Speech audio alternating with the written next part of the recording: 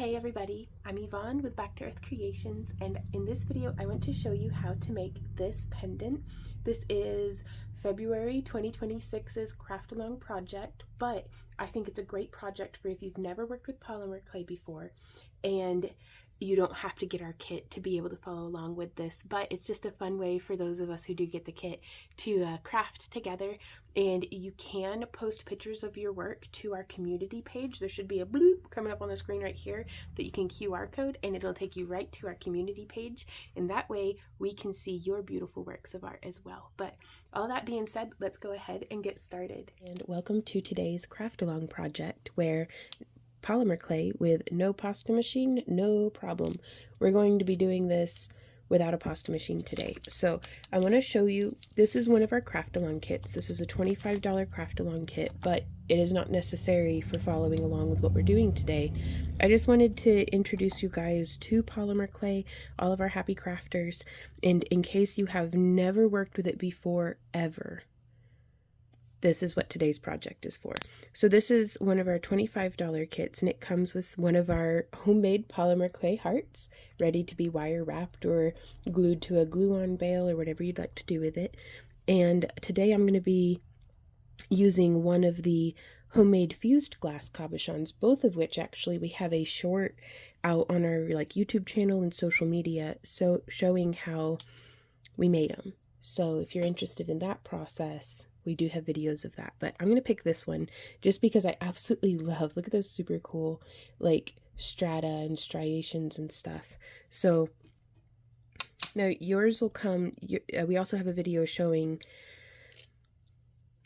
what you can expect in your kit. And so each kit has a different color combination of clay, one large block and one small block, and yours may be some variety of Fimo or some variety of Sculpty. But if you have Fimo, both blocks are Fimo. If you have Sculpty, both blocks are Sculpty. So I hope that's helpful to you. And so, and we also tried to make sure to give you guys contrasting colors. So if you're out at the store shopping, I wanted to use something contrasting that Randy actually suggested, he was like, do a blue and a yellow. That way it makes a nice green blend. And I was like, okay. So that being said, and I'm also going to try to do this with as few tools as possible. So I do have a ceramic tile here that I'm working on.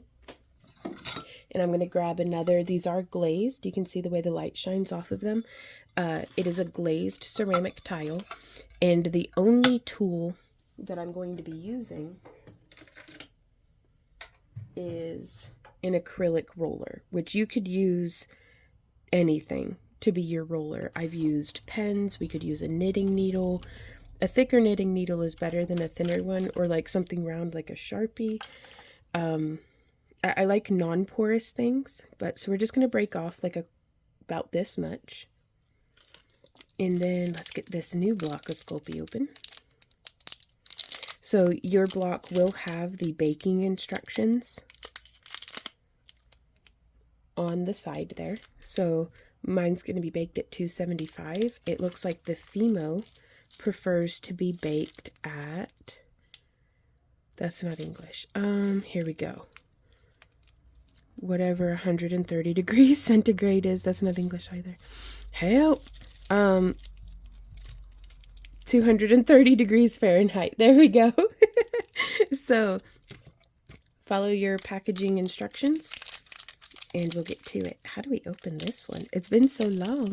I'm used to the old wrappers. These are their new packaging, which, let me know what you think down in the comments if you've played with polymer.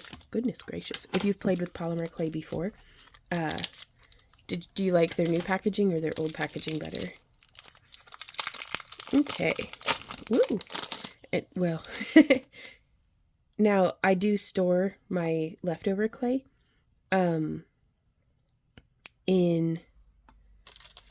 usually in its own wrapper, but I use sandwich bags or cellophane. And you can see here, this is my polymer clay wall. There's links to all the different tools and materials we're using down in the video description, but I really like these garage organizer drawers because I can put raw clay in there. I can put raw clay in there and just keep it It doesn't melt to the plastic or anything like that. So I've got some canes and stuff from like 2016 that are still perfectly good. You can see that's not melted to the plastic or anything. So, but I think there's a different way of organizing your craft room for every crafter out there, and I'd love to hear y'all's suggestions for how do you prefer to store your polymer clay, or have you seen any ideas that you think might be your ideal way? Okay, so I'm just going to start. Oh, and the colors that I'm using, I guess I should say that. This one is Sunshine Yellow, and this one is Navy. And so I'm just going to start compressing it a little, and this would be a great opportunity to use your roller. We have a kitty and a dog, so we've got, and a Sasquatch, so we have a very hairy household. So I don't worry too much about, you know, impurities getting into my clay. If there's something, you can kind of just scratch it off. But so I am just folding and rolling, and this is conditioning our polymer clay. Now this is much easier and, you know, faster to do if you have a pasta machine, and I like my Makin's brand pasta machine, but I really wanted to just get a feel for this and to really stay true to the kits. There's no tools in the kits or anything, so I wanted this to be a project that would be easy for anybody to accomplish.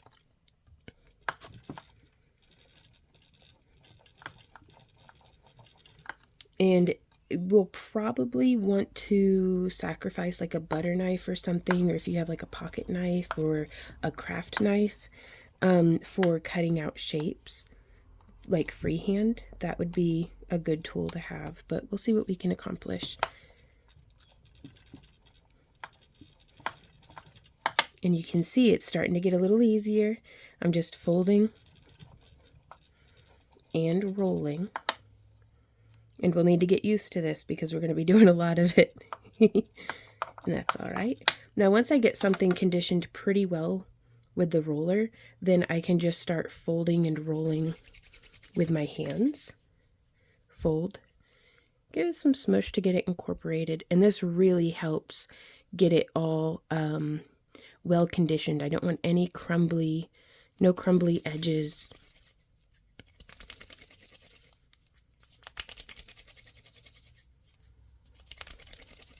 There we go. And then I'm just going to set it out like this. And we do actually want this to be rolled out into a little bit of a sheet. We could use cards on either side. There's a lot of different techniques for getting a nice even thickness of a sheet. But this doesn't need to be perfect. So there's that one, nice and conditioned. And now I'm going to take a relatively equal portion of our contrasting color. Sorry, words are hard today, you guys. And it's such a beautiful day outside, so we don't have to have like the heater on. It's not so warm that we need the air conditioner on. I mean, it's like mid-February. It's actually February the 13th, so happy February the 13th on the day of recording. But and this blue's coming together really nicely. Whoop. Wrapped around my acrylic roller. Rolling, rolling, rolling. What? Keep rolling, rolling, rolling. But yeah, you can see that kind of crackly edge. It's okay. We'll just keep going.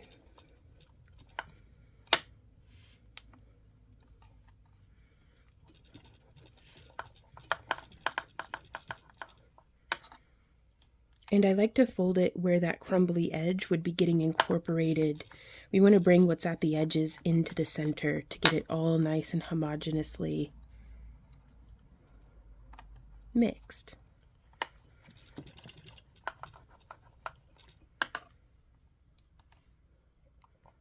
And I'm not super worried about trapping air bubbles, but it is something to keep in mind. So like, that's an air bubble right there. So you can kind of press and, oh, I don't know, I'm not very good at, I'm still, for somebody who loves playing with polymer clay, I do not feel like I'm like very good at it. But you don't need to be good at something to be having fun. And if we're having fun, we're going to keep doing it. And if we keep doing it, practice will make progress in all things. But the reason why I try to avoid air bubbles is because I don't want them to expand and crack or pop or leave an unfinished surface on our work after we've baked it. Okay, and I totally cheated, and off camera I got this one rolled out and conditioned on the pasta machine, but I'm going to pretend like we didn't do that and still treat it as though we're doing all this just raw dog, no pasta machine, only the roller. Okay, so here we go. We are going to take, we do want 2 separate but relatively equal sections of our blue polymer clay, or our darker of the 2 colors, whichever one we have more of. And I'm going to get that kind of rolled out, not as thin as we can, but if you have a pasta machine, it would be the equivalent to the thickest setting on your pasta machine. So around 1/8 of an inch. Mine might be a little thinner than that, but that's okay. This is going to be the back of our pendant that we're making. And so now we're going to do a Skinner blend. So I want to take this and I'm going to fold it in half. And then I'm going to fold it in half again to make like a, we have a right angle here. There's a word for this. It's a kind of triangle in geometry class. But it's a right angle, and then there we go. I can't remember the term for it, but I want that shape. And then we're going to take our yellow, and we're going to fold it. Ooh, see, it could use a little bit more conditioning. And if you have clay softener or something like that, that would be the time for it. Like you could add just a drop. I know a lot of folks like to use, not baby powder, baby oil, but I don't have any experience in that because I'm a scaredy cat. But yeah, let's just squish and shape this yellow just a little bit more.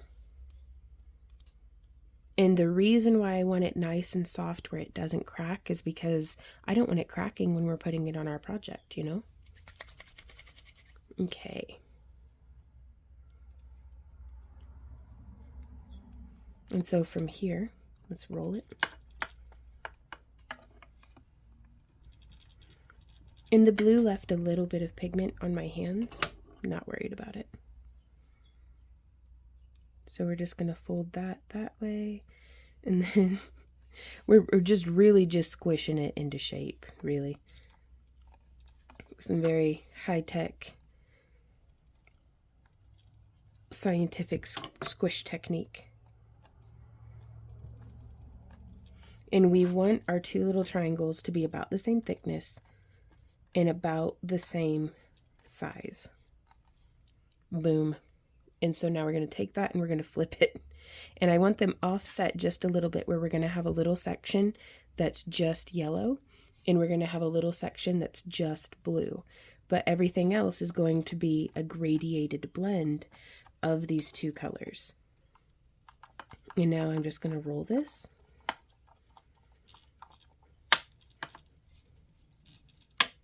And then I'm going to lift it up and I'm going to fold it. And then we're going to roll it.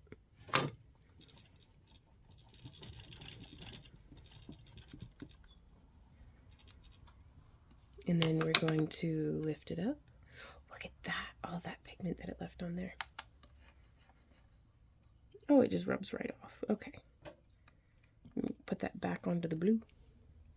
And then we can fold it. And I am going to put this into like fast forward speed now, because this is going to take a minute, but we can do it. Take breaks as necessary. We've got this.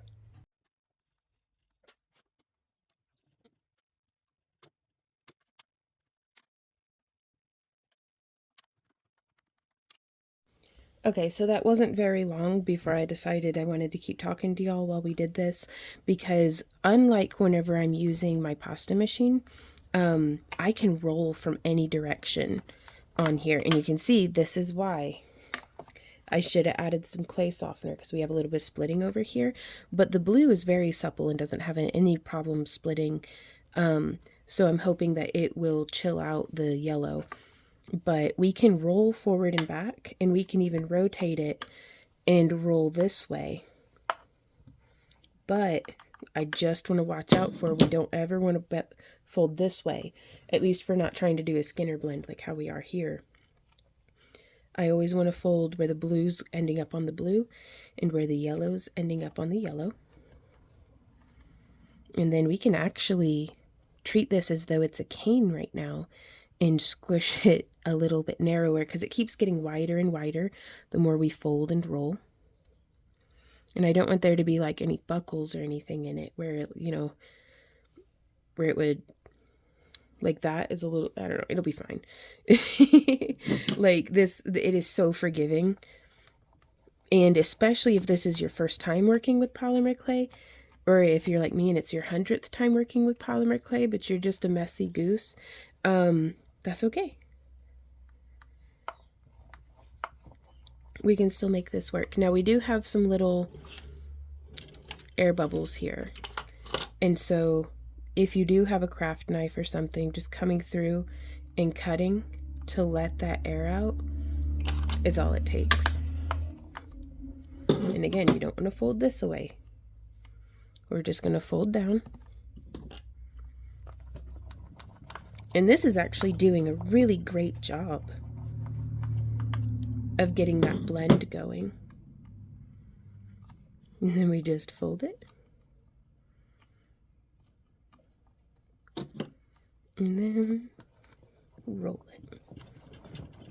This is the first time in a long time that I've done a Skinner blend not utilizing my pasta machine. Get a pasta machine, you guys. It's a game changer. Like, truly.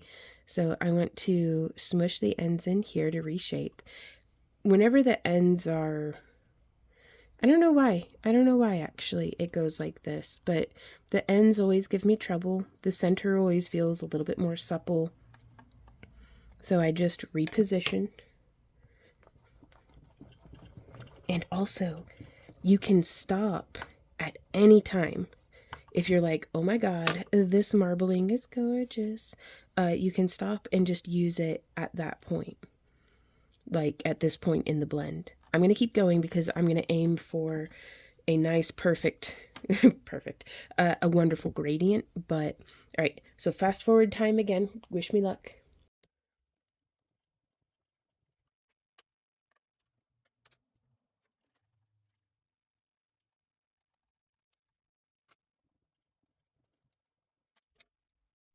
Y'all, I cannot even go a whole minute without changing the way I'm doing it. But that's okay. It's good to let ourselves evolve through the project. So what I'm doing here now that I think I really like is I like rolling it up. Again, keeping the blue end on the blue end and the yellow end on the yellow end. And then I just squish it all kind of together. Again, keeping it relatively narrow. And then we can kind of squish and squish. Just keep that shape. And then roll it on out.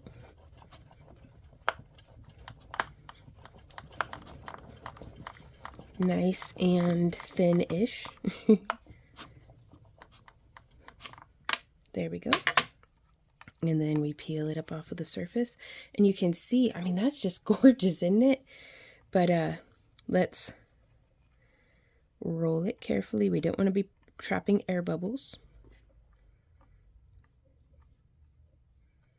Because like that right there, that's going to catch a lot of air bubbles. But isn't that pretty too? And this is the part where I'm like, it's just fun to play with clay. And again, I've got an air bubble, so I'm just going to whoop, no big deal. Just cut it. And then squeezing from the center out. Again, not to trap air bubbles. And this is where we can actually start practicing what I have found to be one of the most helpful and useful movements, is being able to shrink or lengthen your log. So I'm pressing with my finger and rolling, bringing, you'll notice how my hands come closer together, and that shortens and thickens our log. And so then rolling, just encouraging that clay into the shape. And so there we are with our nice little, now we can compress it down a little bit more, holding those sides in so that it doesn't buckle weird. I mean, it's not the end of the world if it does. Give yourself room to play. This is not going to end up bad. Like, it's not going to, well, I'd said, well, it's not going to end up bad. And then my brain's like, well, it can only end up so bad. Like, the colors themselves always stay pretty. And then I was like, well, but I was going to say, well, so long as it doesn't catch on fire, but that can happen in the oven. So be sure to preheat your oven. And make sure that, like, especially if you have like a new toaster oven or something that's for your polymer clay, just do like a test batch first to make sure that your oven heats evenly. I've not actually had any polymer clay catch on fire, but I have scorched some before by putting it into an oven before it was done preheating, because my oven at the time had the tendency to, and I haven't even checked on this oven, I just do it out of precaution now, but it had the tendency to really ramp the temperature up to get the oven up to temperature, which scorched the clay. So just things to watch out for. But really, I mean, even if it's bad, I mean, we're new to this, we're learning. It's okay. It's okay to make something that's crappy. I mean, especially if you're having fun. And really, what makes it crappy anyways? Because if you look at your work and you're like, oh, this is terrible. Well, what's terrible about it? Do you not like the colors? Because that's as easy as using different colors next time. Is the blend not as even as what you would have liked? Then maybe blending more. You know? Yeah, giving it more passes of folding. I'm not gonna lie, it's way easier with a pasta machine. Yeah, but I'm just gonna kind of squish this and smush it out. You know, do you not like it because it's got a lot of fingerprints, or sometimes my fingernails will leave a lot of marks, or there'll be a lot of really visible dog hair in it?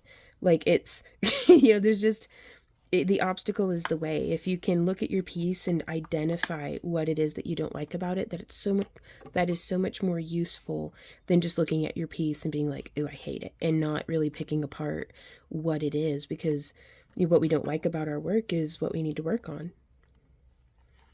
And that's just an excuse to do another polymer clay project. Okay, and so now here, by rolling and bringing our fingers apart, we can make this nice and long.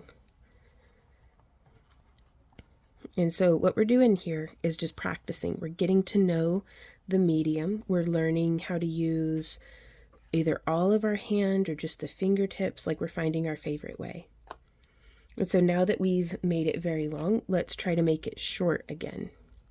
So I'm going to start at the ends using each of my fingers, like the pads of them, and pressing inwards. We may start just at one end and just add in a little bit more, bringing those fingertips together. And I'm really cupping the end. Let's go ahead and flip this around. So here you may be able to see the way that I'm using my pinky there on the ends to really, it's not always my pinky, but it's really bringing that clay together.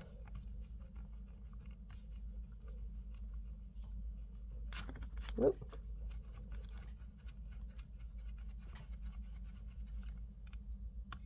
So I hope that this is helpful to you, but we're going to go ahead and get it flipped back around. But yeah, so that's it, nice and thick. And then when we're making it longer or thinner, the downward pressure is coming down and like away.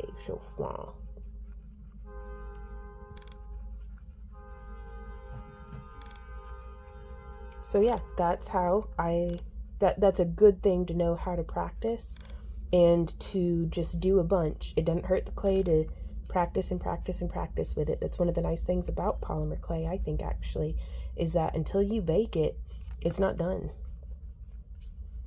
So it's a superpower and a tragic flaw at the same time, because I also have polymer clay projects that are about, I don't know, 2 or 3 years old, and I still haven't finished them because, you know, whereas if I'm working with like an air dry clay or a chemical clay like Freeform Air that's like two part, it only has a pot life of like an hour or two, you know, at most. So I've got 2 hours to get that project done. So polymer clay doesn't have any such pressures around it. But yeah, isn't that nice? I think that's nice.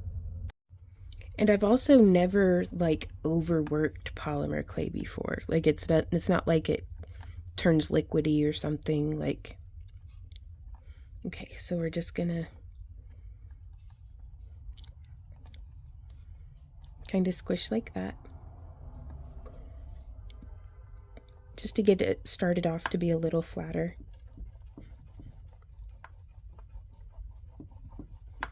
And I'm really digging that like teal green that's coming through by mixing the navy blue with the sunshine yellow.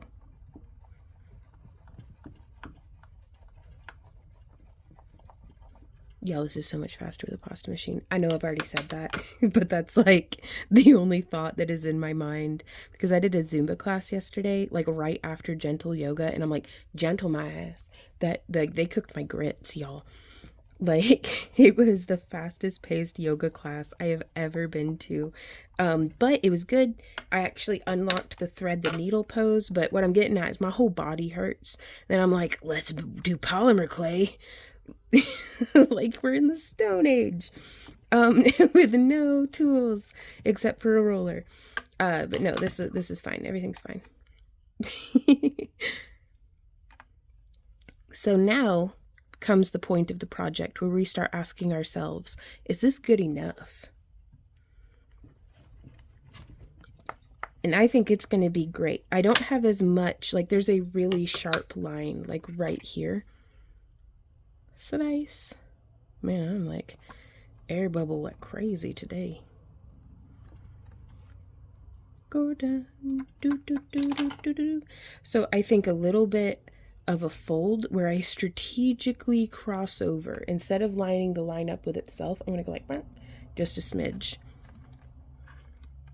Just to try to soften that blend line.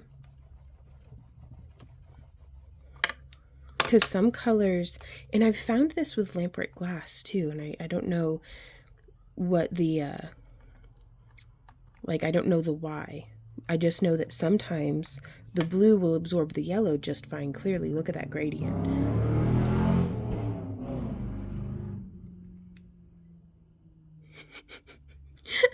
Pardon me. But the yellow seems to be having a harder time blending the blue. So these are just things to learn and know. And I still feel like persistence will get us to where we're going. So we're going to take this and we're going to go like that. Boo-da-doo-doo-doo. Do-do-do-do-do-do-do. Boo-da-doo-do-do. I also get way more air bubbles doing the hand mixing like this than I do with the pasta machine. Okay. So I feel like this is good enough. And I'm going to roll it into a log. Log, log, it's big, it's heavy, it's wood. Log, log, it's better than bad, it's good. Everyone loves a log, log, log, log, log. So yeah, just pinching that down. And now we're going to shorten our snake. I'm going to have to do like a fast forward to this timestamp so that you can bypass all of the fun log rolling. But yeah, really squanching this down here.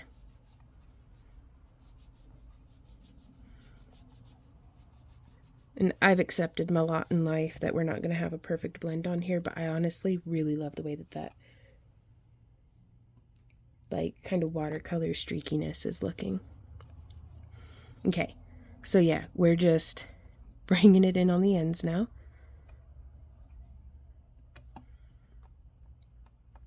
And also, I'm super duper open to any tips and advice that y'all have for better techniques for hand mixing. All right, so we've made a nice little plug here. And I am still going to take it, and we are going to, one last time, get this squished out. About 1/4 of an inch thick. Because now is the time that we start making our pendant. So we have some different options here. We could set a brooch onto the back, we could do a glue-on bail, we could drill a hole, we could put a wire through. I think we're going to go the hole drill route, or something. I don't know. We'll kind of figure that out as we go. Or we'll do a glue-on bail, actually, because we can do that with just a little bit more polymer clay. Yes, that's what we will do. So I have set our cabochon. They're just in the middle of our piece of polymer clay. Z-Dog. So this is where we would be using a butter knife that's just going to be our polymer clay butter knife from now on. Or I really like having, this is a tissue blade, and there is a sculpting kit, like a polymer clay beginner kit, linked down in our video description that is very reasonably priced and has a tissue blade, an acrylic roller, and some other handy tools in it. But we are just going to cut off a little bit of our color blend block here, and I'm going to pinch in those sides, and we can roll it. And again, this is just more practice for the sizing and shaping of our little clay log here. And so we're going to practice. If I'm going too hard, we get an uneven surface. And I'm looking for something nice and smooth, a little thicker in the middle than it is on the ends.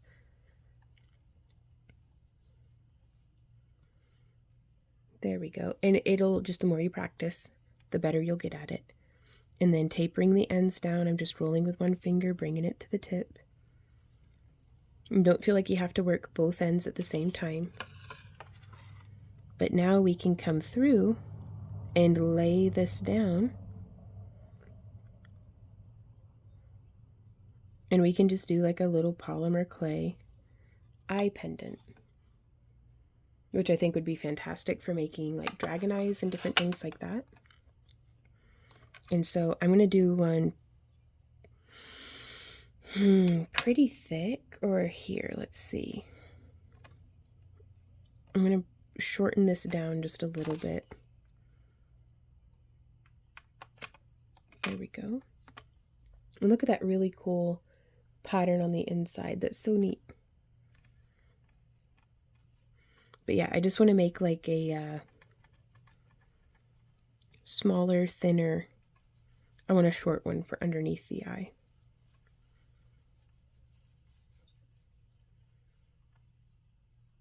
And something that's really fun too is we can kind of twist, since it has that little bit of the pattern and texture, by adding that twist and then rolling it. I don't know, it just gives a nice like movement in the color that I think is very pretty, and it's very fun to work with.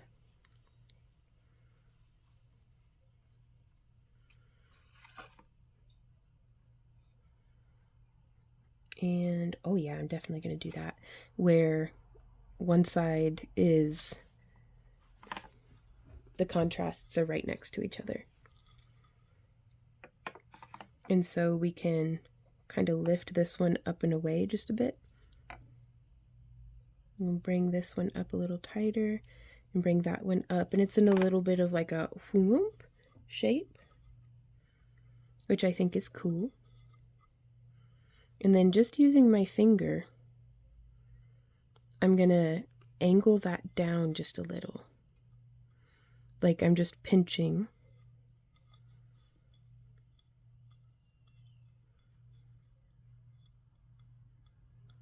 And this is not just making good adhesion, but it's also building us up for just some nice, we can add some other layers and texture as well.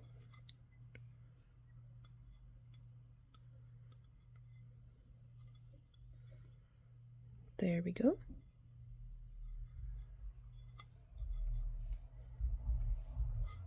And now let's say, what's something we could use as a sculpting tool other than just a super handy basic sculpting tool?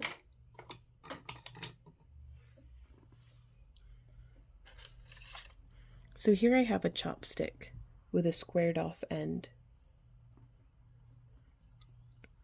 And we can totally come in and just using the sharp edge of the chopstick, we can go like boop, boop, boop, boop, boop, boop, boop, boop, and boop. So do you see how that gave some little bit of texture there? And then we can come in here from down low and just line up with that. Just lining up with that side, we go boop, and if it leaves a little bit of a tool mark, then we just come in and go boop there at the top. So again, lining up at a little bit of an angle, boop, and then there at the top again. And I'm not super worried about this lower part because we're going to be adding in another layer. So I just want to go boop. Oh yes, that's very nice. Love it. And boop. There we go. Boop. And I kind of like the more angled as opposed to like straight down. But as we go around the eye,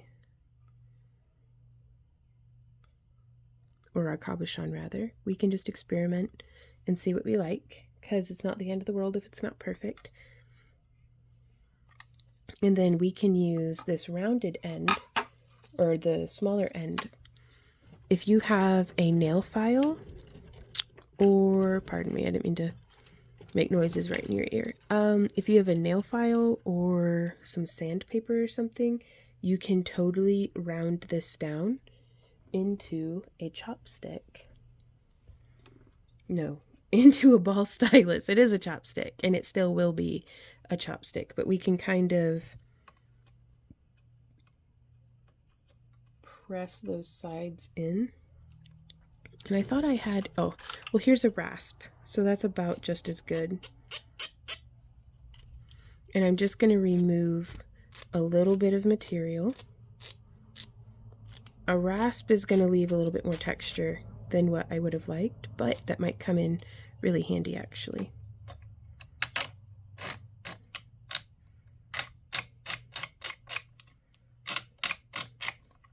So yeah, just removing a little bit of material.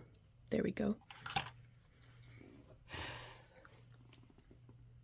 You can just round that out some more, or you could put it in a pencil sharpener and make it very sharp. But we can come in, and I'm just going to start poking. And do you see that wonderful, like, irregular texture that is left? Can't get that with a sculpting tool from the store. They're a little too finished and well polished. And so I'm just going to come through and add a little bit of that texture on what's going to be the low side of the scales. And what I mean by that is I want it to look like it's going underneath the other, if these are layers, I wanted that to look like it's going underneath the other one.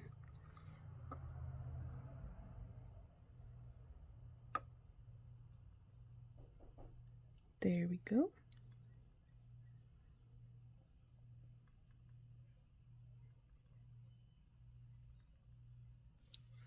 Just adding that little bit of texture, and it doesn't look like a whole lot right now, but if we go through and add a little bit of acrylic paint to this, it's going to make a really big difference. And so Now granted, that being said, we don't have any acrylic paint or anything included in the kit, but it's just an idea. Okay, so now I'd like to go through and do that same thing to the other side. And I'm just going to start at one end, and I'm just pressing, collapsing the nice roundness of it to where it's tapered to the side. Just like this.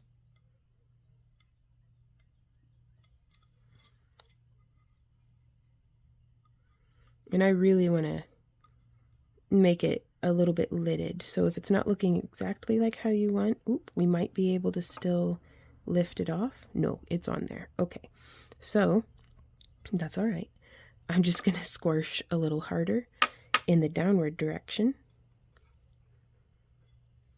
And then we can smooth it out a little. Very good.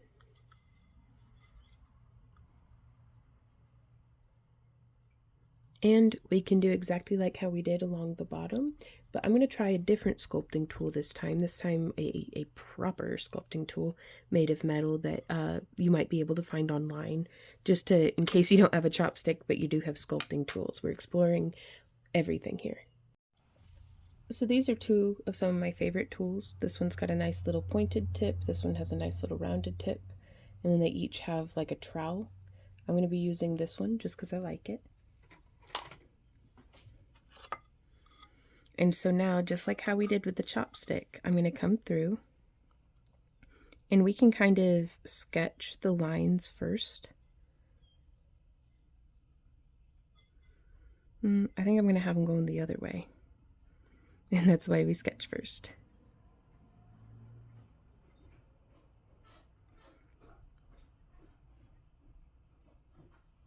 And so there's the sketched lines. So now that we have the lines sketched, I'm going to, at the tip of it, come in, boop, in that direction, just to make a nice little indent with a little bit of lift.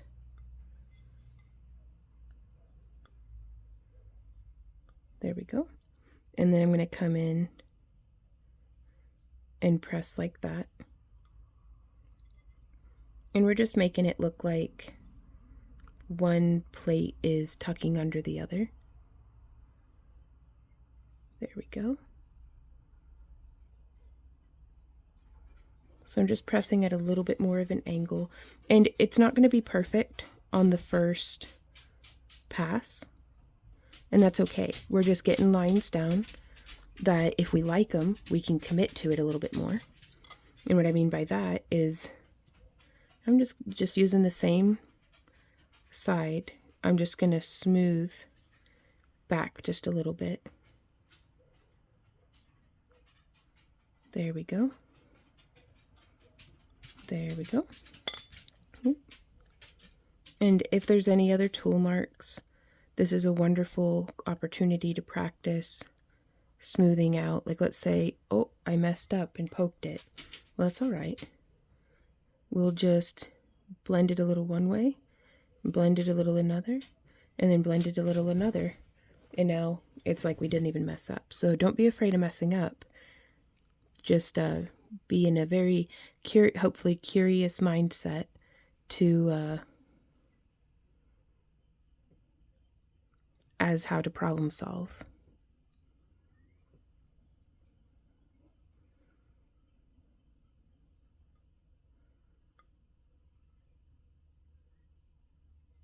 There we go. And so that's some nice scale texturing. A little bit different than on the bottom lid, but nobody can tell you how your dragon was supposed to look. That's between you and the clay. So there's that. And now I'm going to set that down. Let's make some really thin snakes. So how I'm going to do that is we're going to slice a quite thin piece off of our color blend. And then that might be too thin, but we'll see. So I just have, it's kind of just a blocky square snake right now, so we just need to roll like this. Yeah, this one might be a little too thin, but it might be perfect. I don't know. And you can see with the thinner the clay is, it becomes a little more chaotic and boing. So trying to spring up in areas and in different ways.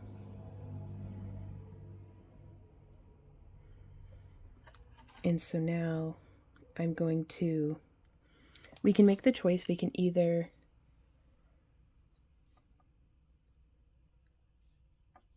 I think I like the way it looks with the contrasting ends next to each other. So I'm just going to lay this little bit down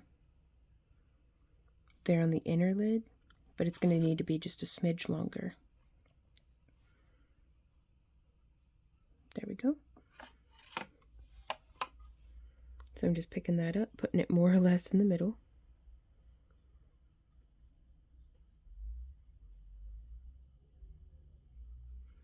And laying it over that way. Bringing it in. And laying it down, just like that. That's very good.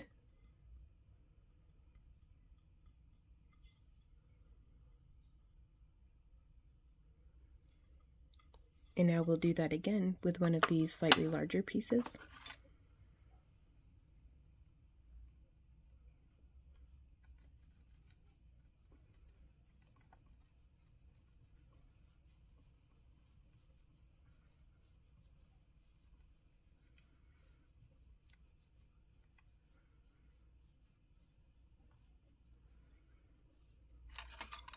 And you can see just that little bit more of clay really makes a really big difference in how big a little snake like this comes out. And so coming down this way, coming down like that.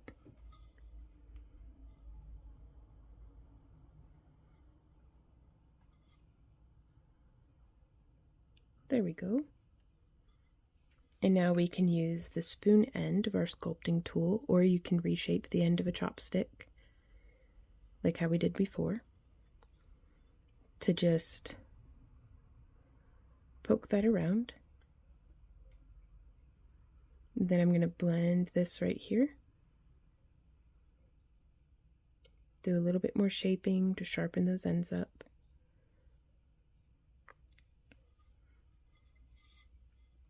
And now from here, I'm going to come through and really flatten in preparation for our next couple of snakes to keep it from just getting like really bulky.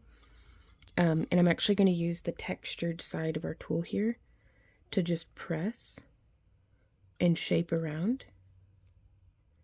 Press, press. I mean, it's not a huge difference, but it's a start. And then, and just experimenting to see how do we like this texture here? How do we like, you know, that like this? So we don't know till we try. Just bringing that around. Smush, smush, smush.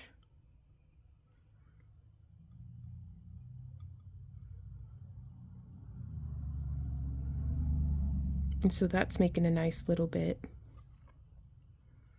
Just blending.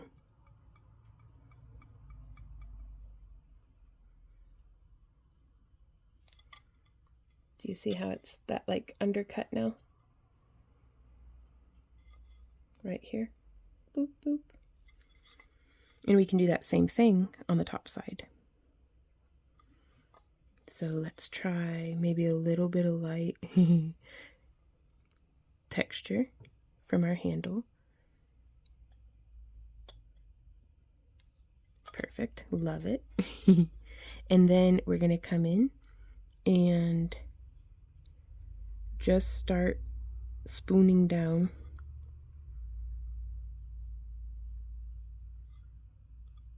where that next layer is going to go around.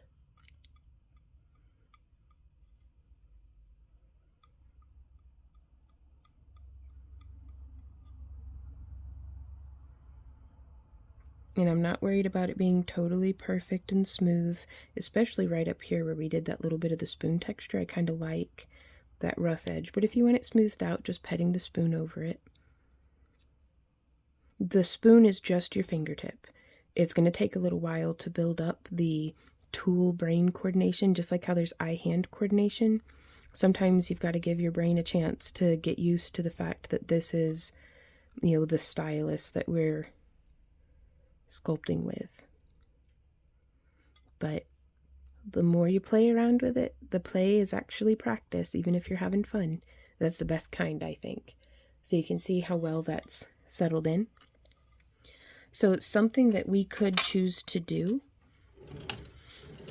is I'm going to grab that craft knife or your sacrificial butter knife. Just because I don't think you're supposed to use stuff on polymer clay and then use it on food. That's why I say it like that. So we're actually just going to cut off that excess. And look at that. Isn't that neat? I love it. And then I'm just going to come in under here, cutting along the bottom edge of what we've sculpted.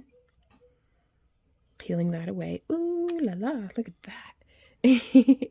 And we can shape this side up a little. Let's put the knife away. We can use our spoon to kind of break down any polygon corners. Just petting it till we're happy.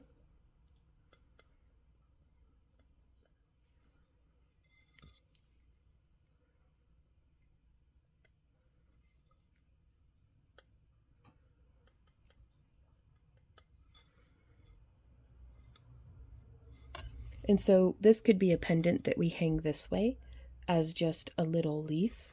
It could be something that we do this way that is a wonderful like brooch or magnet or something. There's a lot of different things that we could do with this. And so, but to finish the edge, I'm going to set that colorful bit off to the side. And let's make another 2 like thin snakes.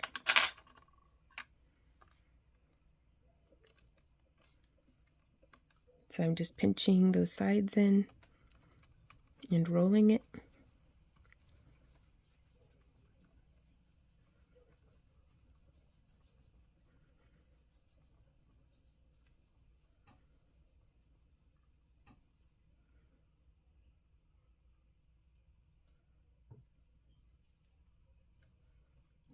Just shaping.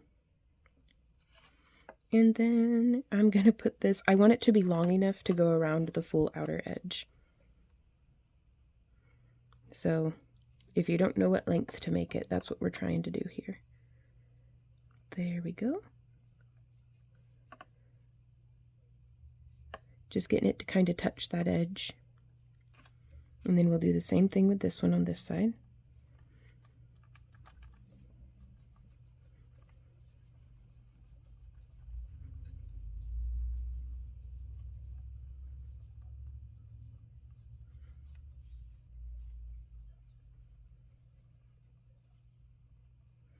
Just tapering those ends and lining it up roundabout in the middle and then bringing them together.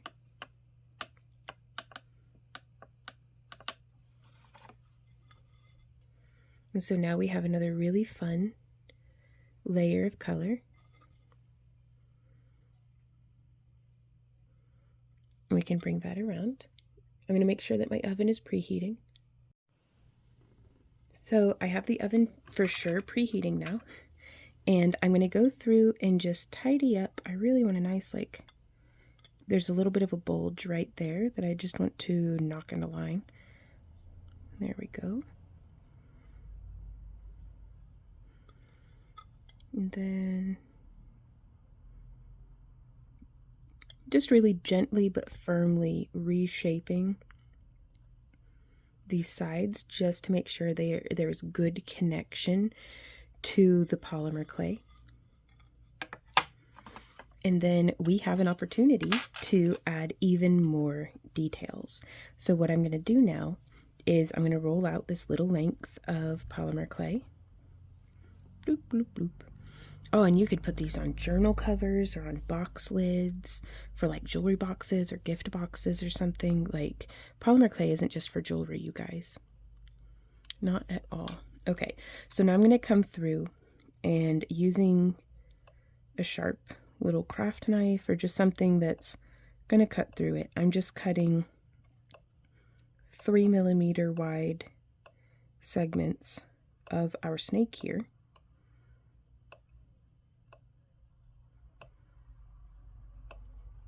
And I'm trying my best to keep them in order. I realize I should probably be working in the center of the screen, but here we are.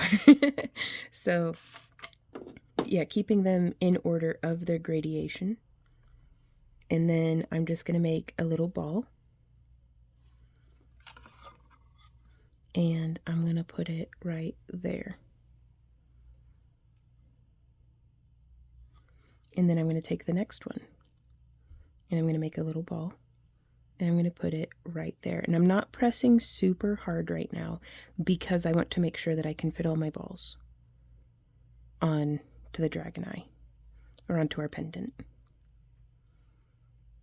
And there are so many different things that you could add to this to make like little spiky bits or, you know, beads and different things. That would look really cool. Like a nice like size 6 or 8 seed bead pressed into here would look really neat, I think. Okay. So you can see I just have that little bit of spacing going on. I'm actually going to start in on the other end now, making a nice little ball.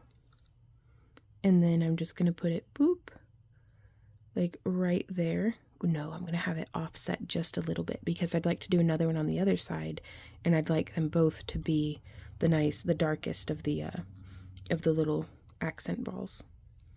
So just roll in that and then boop, like so, and then roll in it, and then boop, like so. And since I only have these pressed very lightly, I will be able to shift them around and be like, okay, I can fit another one here, you know, so it's just a temporary tacking on.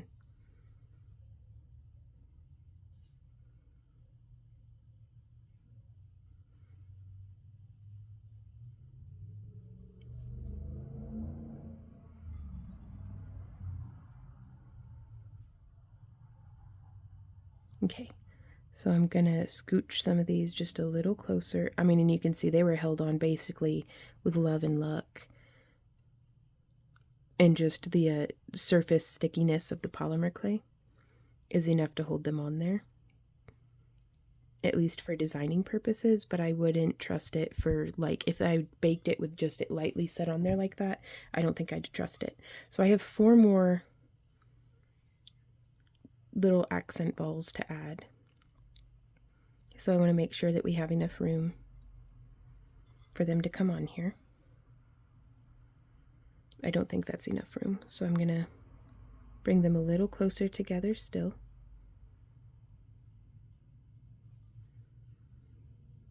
And a whole lot of it, like in today's age, you guys, like we've been making, my husband and I have been making YouTube videos full time since 2016. And the video climate has changed tremendously. And what I mean by that is there didn't used to be shorts. Like there were like quick video versions of things that were like, you know, but it's, ooh, there's the oven. It wasn't, you know, where it was expected that in a full minute you're seeing a project be started and completed in all of its perfection and well edited and well lit glory. That's not always how projects go. Sometimes it just takes a little bit of time and a little bit of tweaking, and that's okay. In fact, I think it's super good to let ourselves take our time when we're crafting, because it makes happy brain chemicals, and the longer I can steep my brain in happy brain chemicals, hopefully the more it will offset the stresses of existence. So when in doubt, craft it out. So we have that top edge very nice and kind of placed. Let's go ahead and see if I can make another thin little snake like that. So again, about 2 millimeters or so thick off the main slab, and then about a third of that still. And then we're gonna go like boop and like smush and roll. Yeah, that's exactly perfection. And also, you can use multiple different canes. Like of polymer clay, you could use multiple colors and stuff. With sculpting, sky's the limit. With any kind of clay, you can make almost anything. And that can be really intimidating to me when I'm starting out on a project, because it's like, okay, but which one should I do? So this is some place to start. If you don't know where else to start, you can join me here, and we'll go together into the fray of sculpting. So I just size checked it against like kind of where I'd like for it to be, to make sure it's long enough, because now I should have the right number of balls to be able to just do shoulder to shoulder. And I do make them a little larger in the center area than I do on the ends, just for a nice little bit of tapering effect.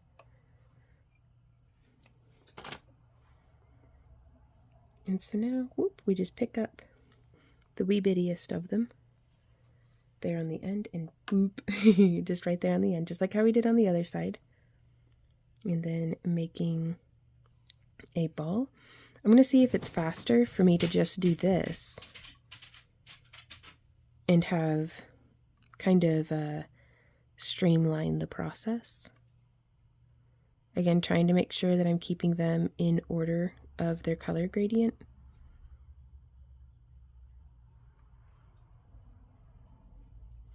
Randy did a really good job on suggesting these colors, but he just said blue and yellow. I picked these ones in particular, and I'm kind of wishing I had picked my pearlescent blue, because anything that gives like a little bit of that metallic shimmer, oh my gosh, I love it. Like, it is so pretty to my eyeballs. Like, I love looking at it. So that's something that as far as I'm aware, the pearlescent clays cost the same as the regular clays. So for no additional monetary investment in the same amount of work, it gives a lot of bang for the buck using those pearl colors. So, but you could use mica pigments like Pearlex. Some folks use eyeshadow. I don't tend to use eyeshadows, just because not all of them have proven to be color fast. And some of them have, like, depending on the brand, some of them they just don't go on as smoothly as I would like, because they'll interact with the polymer clay, like, in a way that makes them, like, streaky or blotchy. But if you've got some old eyeshadow that you're, like, not, worried about parting with, and some clay that you don't mind experimenting on, try it out and see how you like it. You never know till you try. There we go. So now we have all of our little balls, and we can just take them, and I'm still going to be careful about not pushing them down and applying them too firmly.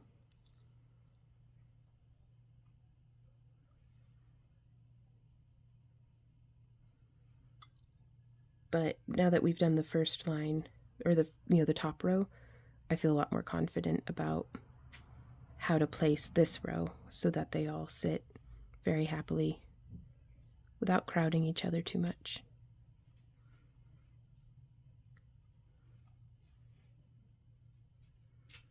And then I'm thinking about what tool do I want to use I'm going to do like a little bloop in the middle of these.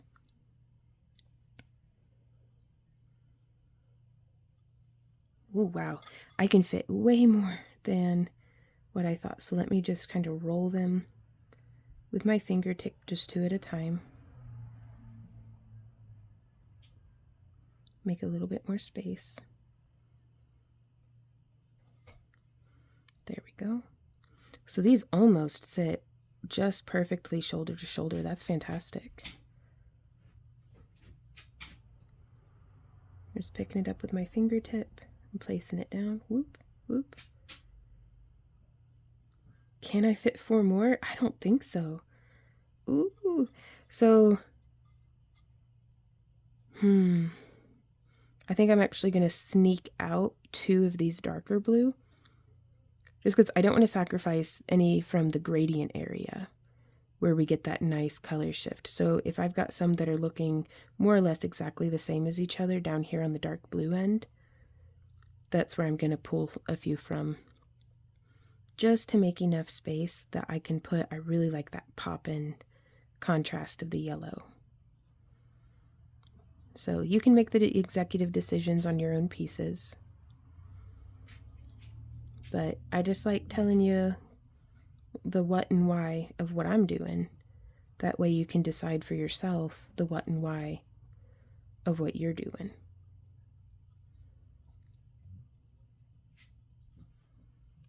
And last one, excellent. All right, and then I'll just put these 2 over here with our scrap clay, which is not actually scrap clay. This will be what I use for the back piece of the next eye or pendant, like, so there's no such thing as waste when it comes to polymer clay. Okay, so we could use we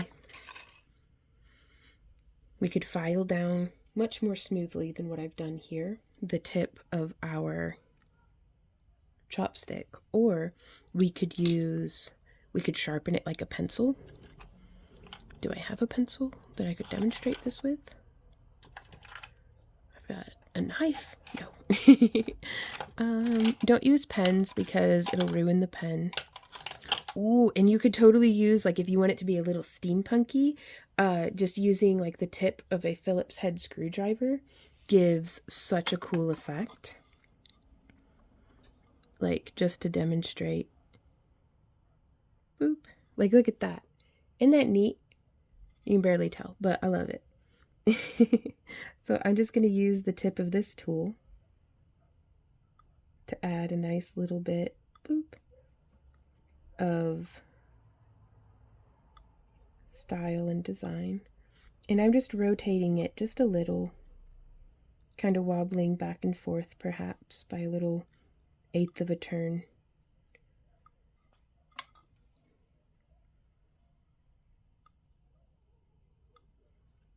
And this is another instance that if our clay isn't well enough conditioned, whenever we're smushing it like this, it may crack.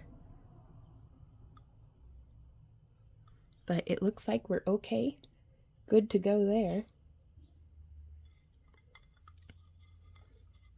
Then I'm just going to rotate around, boop, like that, and then just press on in.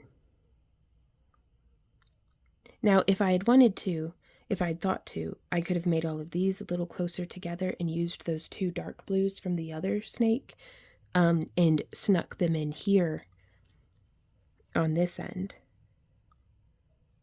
just as an idea.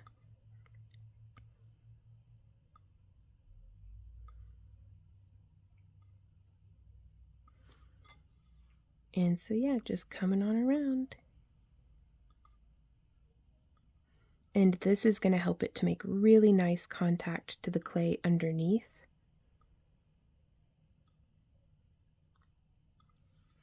And then we will take this and we will bake this according to the manufacturer's instructions. On the Sculpting, it says 275 at Fahrenheit at 30 minutes per 1/4 of an inch. So I would do this for 30 minutes. It would be good to go after 30 minutes. So that's, whereas this is 230 degrees. I'm presuming. Let's find out for certain. Y'all, I can't find where it says for how long, so I'm going to presume 30 minutes for a 1/4 of an inch.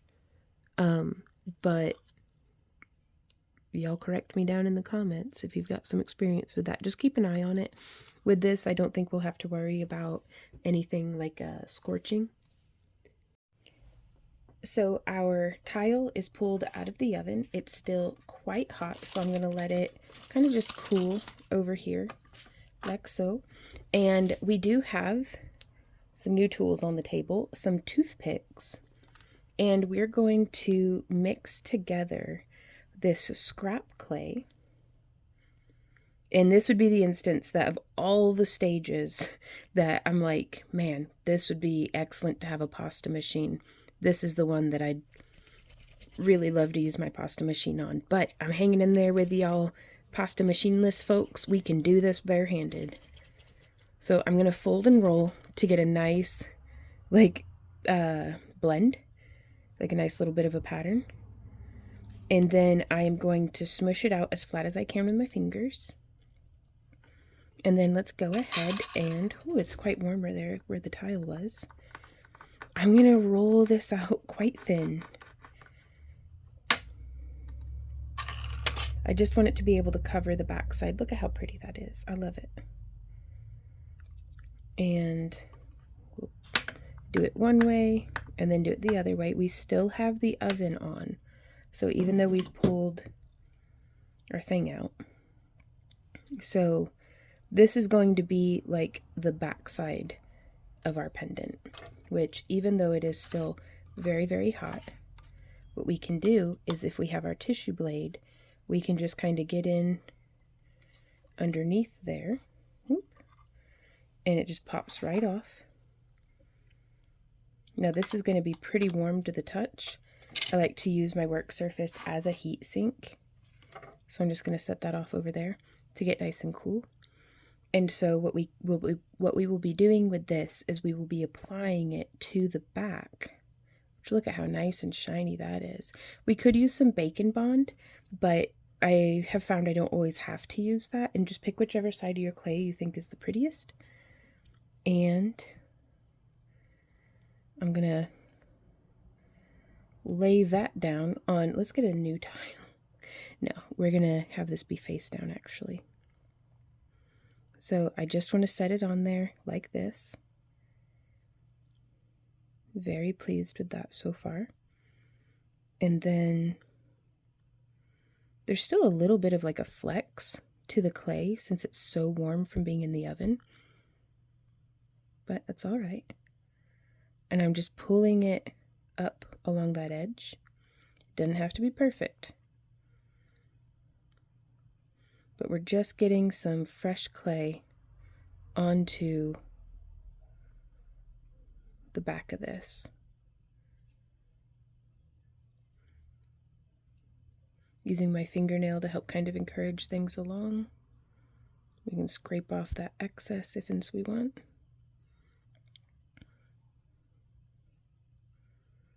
And so from here, let's try to make sure that we don't have any air bubbles. And we can really, I'm going to use the tip of our, what's this called? It's not a Q-tip, it's a chopstick. I'm going to use the tip of our chopstick to just put a lot of texture down on here. And I like to start from the center and work my way out towards the edges because that helps keep from trapping more air bubbles.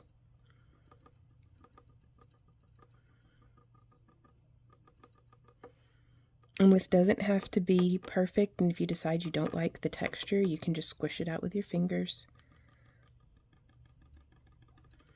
But again, just really making sure that we're getting good adhesion. Another option here is if you have a ball stylus tool, doing a stippling, or even if you just have like a marble or a large bead, you could make your own stipple tool, ball styluses like this. And I kind of do prefer this texture, but that's just me. So we're just going to get, again, the focus entirely right at this moment is just good adhesion to the backside with no bubbles trapped.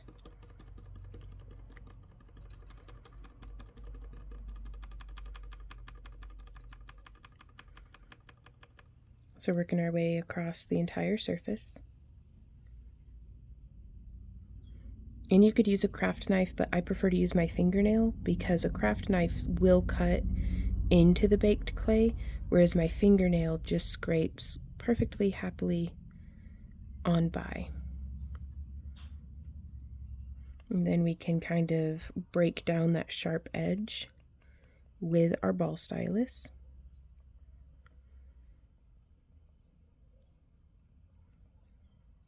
There we go. Removing a little bit from the tips there just because we don't need it bulky.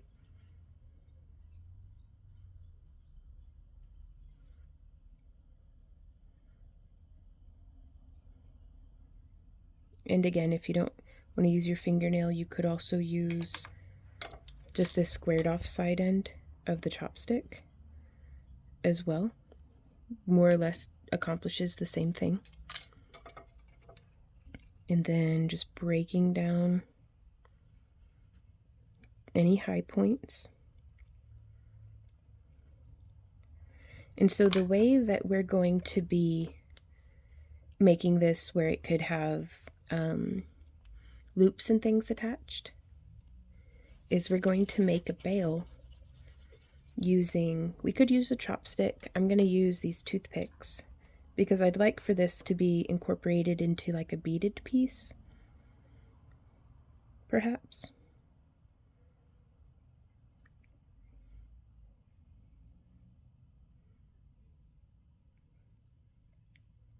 So I think I'd like it coming off like the ends, like here and here, or you could have it come off from the center. Ooh, or I think we'll just abandon the dragon eye concept entirely and come at it from this angle, because I think that's a really beautiful, like just flowy piece, whereas this sits more like a dragon eye. I would do that on like a journal cover or a jewelry box lid, but I think I want to do like just a little dragon seed pod or something. Okay, so we're going to take this, we're going to set it down on its face. I'm going to use our roller to roll a relatively thick piece, like definitely thickest on the pasta machine. I'm going to fold it over once more just to get a nice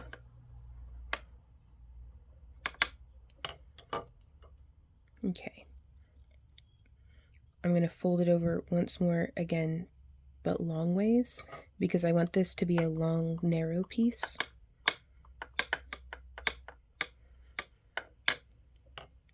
And so what we're going to be doing here with this is we can use our craft knife to cut out just kind of a long petal shape. We're going to want to cut all the way through on that one though. Excellent.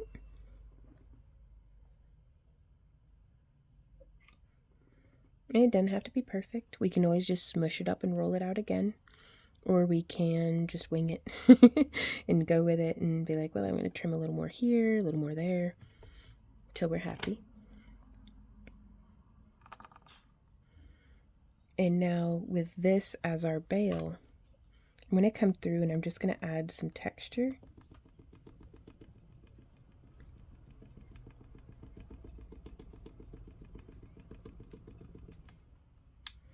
Specifically to the cut corners. It gives it a very organic look, I think, to have those, any sharp corners broken down with the texture that we're adding. And then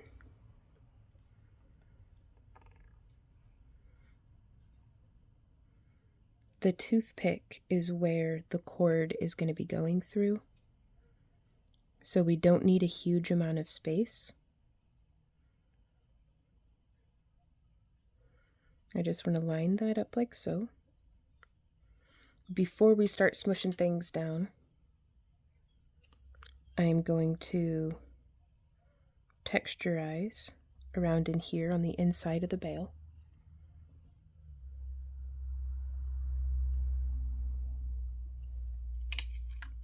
And then I am going to decide which point we want to be up. And I want it to be like right there. So I'm going to imprint onto the clay, or try to.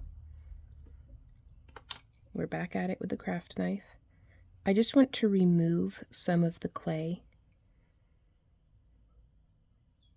And that's why I hadn't really smushed that down very firmly yet. We are going to want to make sure that we have a toothpick or two. Let's go ahead and do two through the center, just to keep things from, we don't want that opening to collapse. There we go. We've removed, woo, loud noises. We've removed that clay.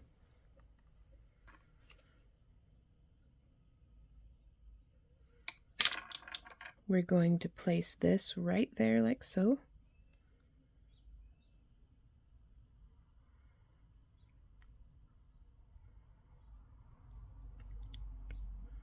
And then I actually don't mind if it falls forward a little bit. So I'm going to start pressing and blending here on the back.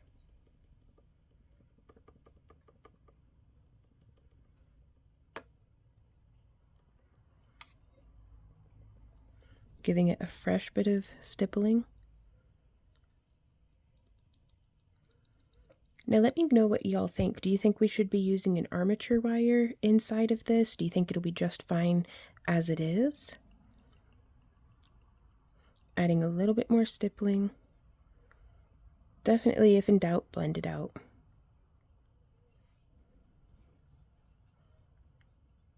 There we go.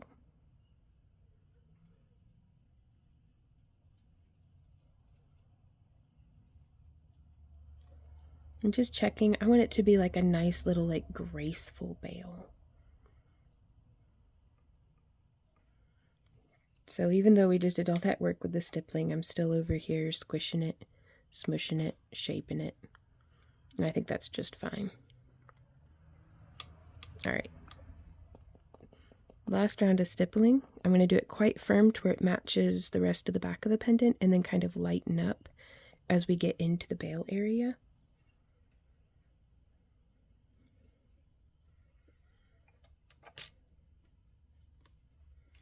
And now I'm going to take this here, our little bit from earlier in the project of Skinner blend, and I'm going to snake it out. Actually, I'm going to make it pretty short. Let's make it a nice, fat little, little log.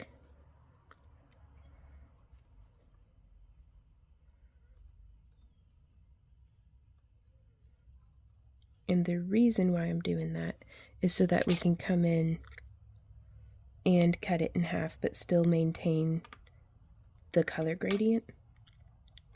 So one of these is going to be like a nice long noodle that we make a cute little spirally viney accent with, and then the other one's going to be broken down into dots.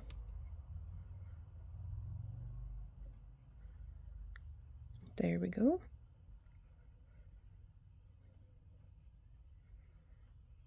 Maybe. I'm going to remove some of the excess off the end for no other reason other than I felt like it.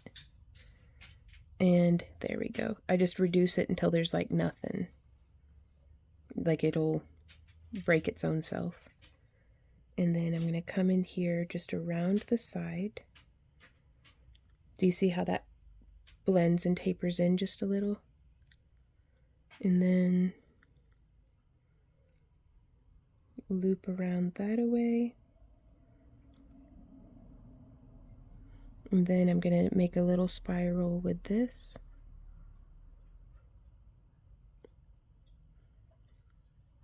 Don't hesitate to practice with some of the scrap clay over here. If you want to, get some practice before working on the piece that you're baking.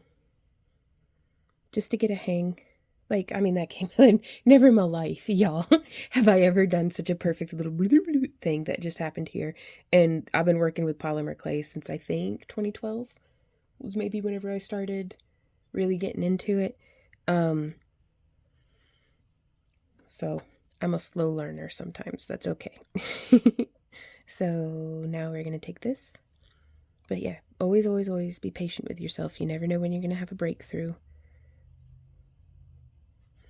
And something that I try, that I don't know if there's anything to it, but whenever things are going really well and I'm feeling just wretched, or the opposite of just wretched, when I'm feeling like in the flow of it, I'll try to save some of that feeling. And if I'm able to like email it mentally to my past self to be like, keep going, Vaughn, you'll get there.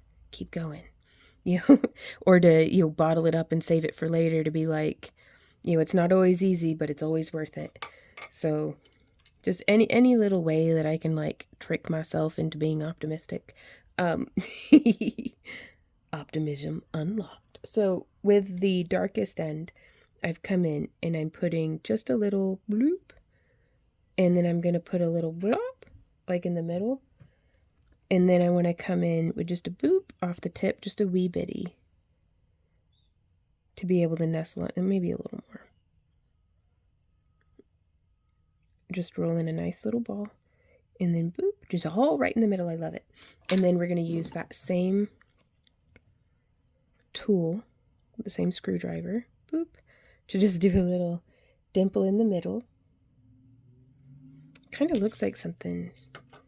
I can't exactly put my finger on what though, but I'm loving it. It looks just like, I don't know, a pretty little leaf. But I'm going to do that same concept. We're going to roll it out. Here we've got, let's take a little bit more of the dark blue end of the color gradient. And see, and I love it because I can hold this quite firmly and not have to worry about messing up any of the detailing or anything on it. So I almost always do multiple bakes on my polymer clay pieces.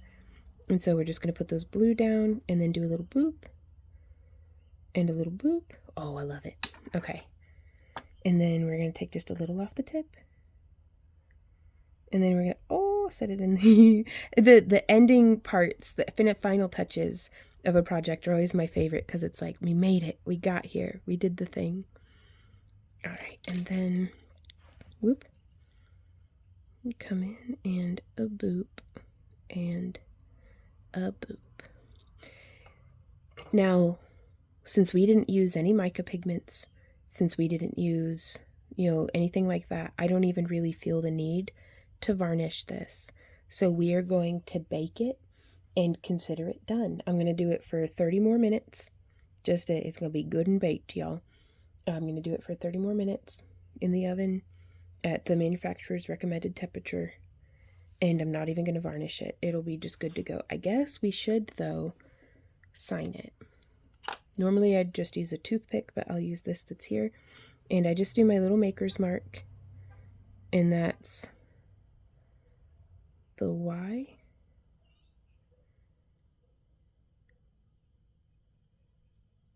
And the K for Yvonne Kennedy. And then it's 2026, isn't it? I'm still getting used to doing the new year. There we go. My little chicken scratch maker mark. And you could do that after too with like a Dremel or something, but there it is, you guys. So it's quite a bit later in the day, so please pardon the change in the lighting, but this is how our pendant came out. And if you don't like those shiny spots, you could set it on some paper or in some cornstarch to bake. But we're gonna take the toothpicks out. And I just think that is such a cool pendant, you guys. So thank you to everyone who made it here to the end of the video. I do hope that this was helpful to you. If you have any questions, comments, or ideas, do leave them down below. There's links in the video description to all the different tools and materials and social media links and where you can get your own kit and everything like that. But thank you so much for hanging out with me. I had a lot of fun on this project, and I will see y'all next time. So until then, happy crafting. Mwah. Bye.